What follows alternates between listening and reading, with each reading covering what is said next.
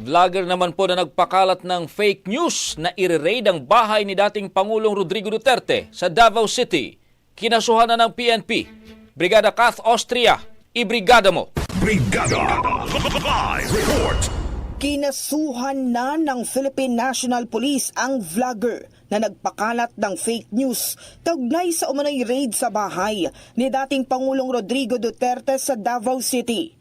Ayon kay PNP Public Information Office Chief Colonel Randolph Tuanyo, alas 12:20 ng tanghali kanina nang formal na inihain ng Police Regional Office 11 at Anti-Cybercrime Group ang kaso laban sa vlogger sa Hall of Justice sa Davao City.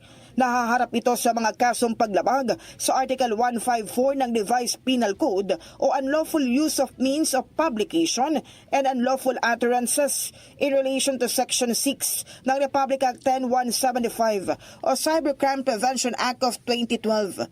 Base sa video ng vlogger, 30 tauhan daw ng Criminal Investigation and Detection Group at 70 tauhan ng Special Action Force mula Luzon ang niraid ang bahay ng dating Pangulo na naging dahilan ng pagtitipon-tipon ng Duterte supporters. Hindi muna ito pinangalanan pero batay sa investigasyon ng PNP-ACG, ang video na naipost nito ay fabricated. Sinabi ni Tuanyo, malinaw na bahagi ng disinformation campaign ang kanyang video. Samantala ito ang kauna-unahang kasong isinampa sa ilalim ng bagong tatag na Joint Anti-Fake News Action Committee ng PNP.